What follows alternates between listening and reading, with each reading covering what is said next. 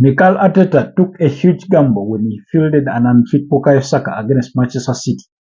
As well as that gamble was calculated, I do not think that it paid off in the manner that he thought it would. Welcome back to the Football Tribe YouTube channel. Robert K. Sakos is my name. Thank you to everyone that has been following our content in recent times. Those that watch our videos much later when they are up, and those that watch them as soon as they premiere. Thank you for always taking the time. I do appreciate you. And for all our subscribers.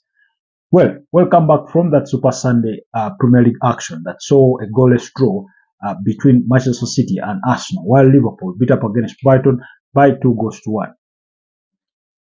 Mikel Arteta is where we will begin our conversation for today.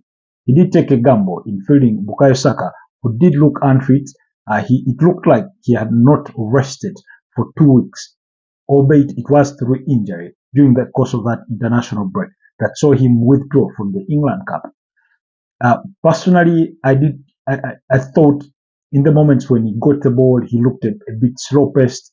He easily got knocked off the park, unlike Saka, we sort of been used to throughout the course of this season. He had developed that physical muscle to try and fend off players, but yesterday he seemed to fall over. Not easily, but he didn't contest well enough. Clearly, he looked unfit.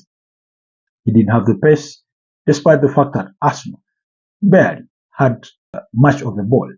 So, Mikel Arteta's only hope would be that whatever problem Saka carried himself with into yesterday's game is that problem wasn't aggravated, especially bearing in mind that they are entering a very critical part of the season, during which they will be playing in the quarterfinals of the UEFA Champions League, not to mention that they will be back in action on Wednesday night when they do face off Luton Town on match day 3rd of the Premier League. So, clearly, that will be Arteta's only hope. Otherwise, that gamble of fielding Bukayo Saka did not pay off.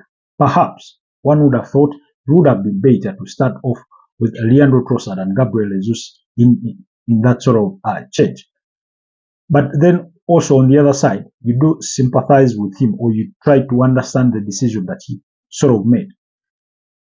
As Bukayo Saka being Arsenal's top goal scorer with, I think, 13 Premier League goals and about 8 assists, it's only understandable that any manager would want to field him at the mere sight of being, even if past maybe 50 or 70% fit. He is that big a threat for all the opponents, for all the teams he faces, that a manager like Mikel Arteta would be compelled to field him. It does create that, attacking threat. Just his presence on the pitch sort of drives attention towards his, presence, and that helps you create spaces in other parts of the field. So clearly, I do understand why he made the decision, or why he took the gamble to field him. My only concern was that maybe it took him even much longer to withdraw him, and by the time he withdrew him, he had already started to walk with a bit of a limp. So Arsenal fans will be hoping that that limp is not as ugly as it did look, because a player can limp off and the next thing you know is that they're walking in straps. So let's hope it's not that bad. Otherwise, the gamble did not pay off, especially on a day that Arsenal did not have a good share of the ball. But to their credit, I did think that Arsenal played very well.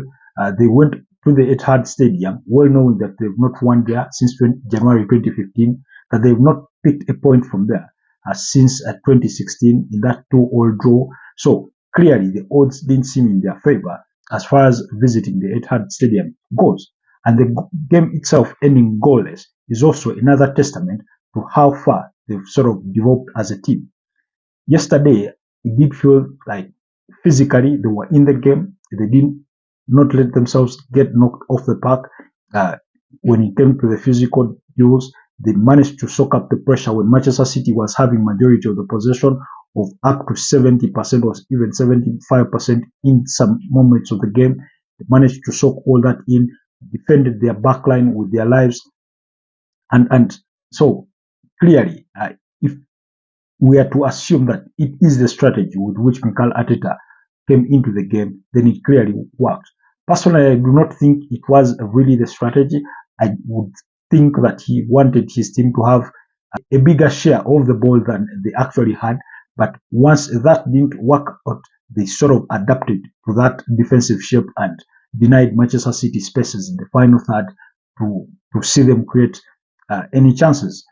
Uh, there was only one shot on target for Manchester City that I can remember. That was Nathan Ake's header that was clearly saved by David Raya. That was before he was withdrawn through what appeared to be a calf injury and then replaced by Rico Lewis. So Arsenal did that well.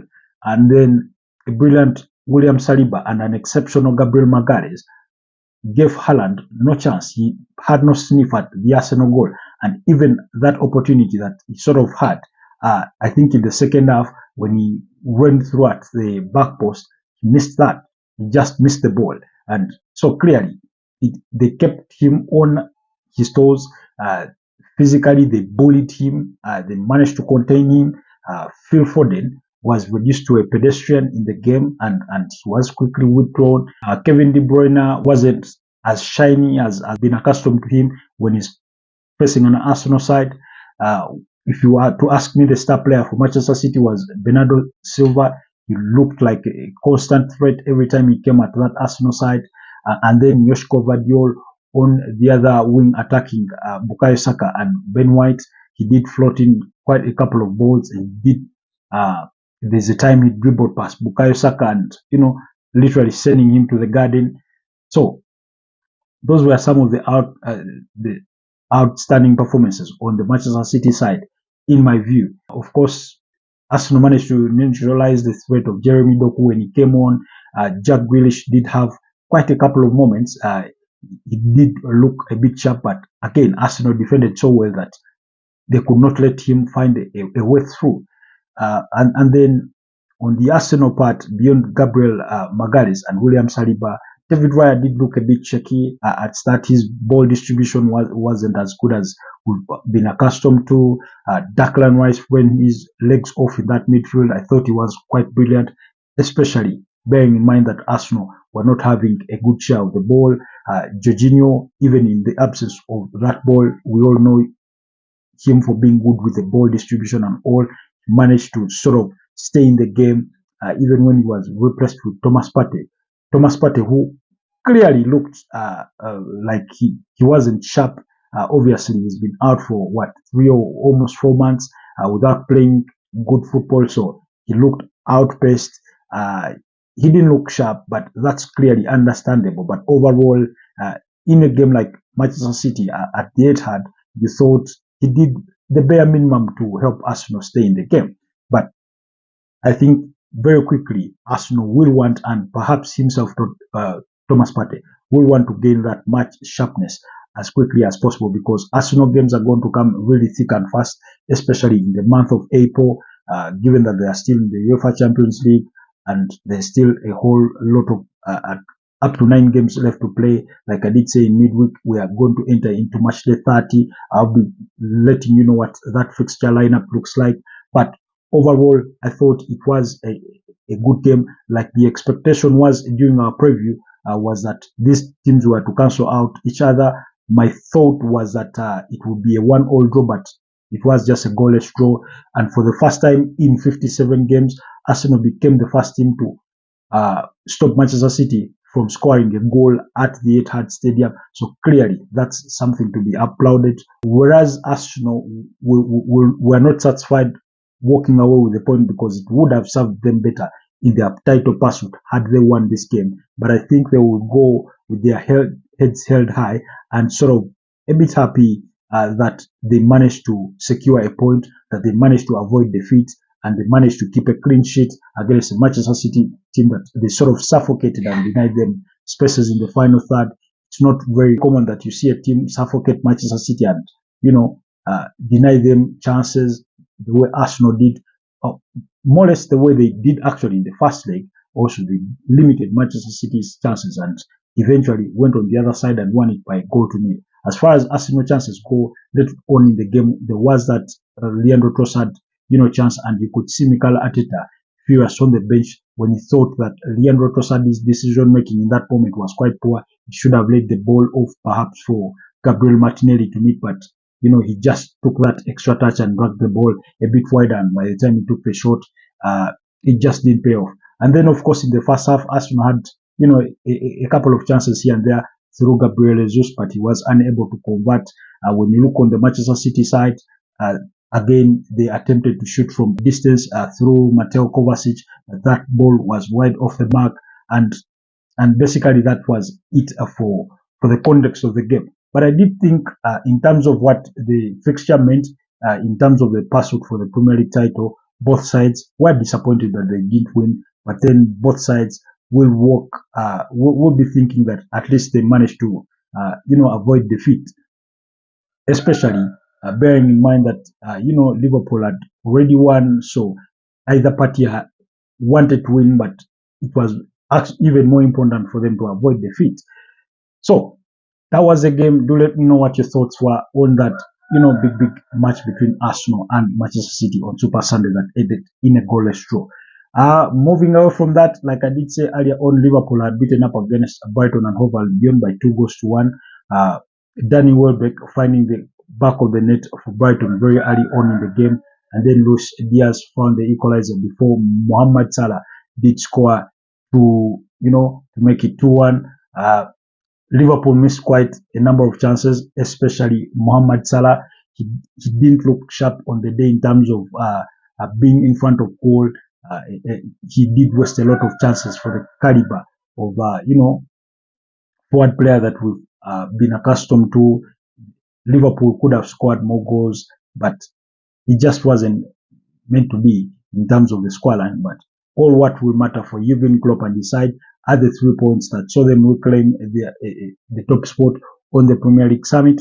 So at 67 points, with Arsenal now 2 points behind them in second place at 65 points, while Manchester City are now remained in third at 64 points. So there's still plenty to play for. The title is not yet gone, but Liverpool will be the happier side given the result of the weekend, just the way Arsenal had been the happier side when they beat up against Brentford by 2-1, and then Liverpool and Manchester City cancelled themselves out in a 1-1 draw at Anfield. So that was it from Super Sunday in the Premier League. In the Spanish La Liga, Real Madrid re-extended or reinstated their 8-point gap between themselves and the second place Barcelona when they beat up against Atletico Bilbao at the Santiago Bernabeu by 2-0. Rodrigo Goes scoring the brace in that particular game, in a game that saw chances come sort of far between for Real Madrid. You had the Toni Kroos side there attempt on goal that was deflected, I think, wide of the mark, and a few other moments in there. But Real Madrid still lead that table with 75 points now. Barcelona in second place there with 67 points. So that's basically what did transpire in the Spanish La Liga. So, like I did say, the Premier League does return in the midweek. I do not know whether we will have sufficient time to do the usual previews for these games or for some of these games in the course of the week, given sometimes my schedule. But I just do want to let you know how the fixture lineup does look like between Tuesday and Wednesday. And like I did say, games are going to come a bit thick and fast for some of these teams in the month of April. So, in the Premier League on Tuesday at 9:30 p.m., Newcastle will host Everton, while at Nottingham Forest will be at home against Fulham. That's at the same time. That's 9:30 p.m. East African time. And at 9:45 p.m., Bournemouth will be at home against Crystal Palace, while Burnley will be at home against Wolverhampton Wanderers. Still at 10:15 p.m., West Ham United will host Tottenham at the London Stadium. And on Wednesday, of course, action will continue. Still at 9:30 p.m. on Arsenal do host Luton Town at the Emirates Stadium, while Brentford will be at home against Brighton and Hove Albion. That's at the GTEC Stadium. Both games kick off at 9:30 p.m. And at 10:15 p.m., Manchester City will be up against Aston Villa. I think that will be a cracker of a game. especially given the context of things. Manchester City are third on the table, while Aston Villa are fourth on the table. Should Aston Villa win that game, it brings them much closer to Manchester City to 62 points, while Man City have 64. Should Manchester City draw points, even if it's just a draw, it may mean a bigger gap between them and the other two title chasing teams, that's Liverpool and Arsenal. We all remember that Aston Villa did beat up against Manchester City in the first leg at the Villa Park by a goal to nil, in a game that Aston Villa really dominated. They could have even scored more. Very, very brilliant game of football. We have not seen a team sort of outplay Manchester City to that extent, the way Aston Villa did in the first leg. So it's that kind of game that we'll have in midweek. It's one of those crackers. And then for Arsenal, we all know that Luton Town is a team that does score in almost every game. It doesn't matter whether they're at home or on the road, which did see it over the weekend against Tottenham Hotspurs. They found the net first before eventually losing by 2-1. So clearly, that's the expectation around there. But do not forget that tonight we do have a big game in the Spanish La Liga when Atletico Madrid do host Villarreal. That's at 10 p.m. Kickoff time. So otherwise, that's it for the review of the Sunday action and what's more to come in the world of football in the course of the week. Otherwise, thank you so much. Do not forget to subscribe to the channel if you're new. Do not forget to comment, share, like, and invite your friends to be subscribed to our channel. Otherwise, stay blessed, and I hope you have a good rest of the week.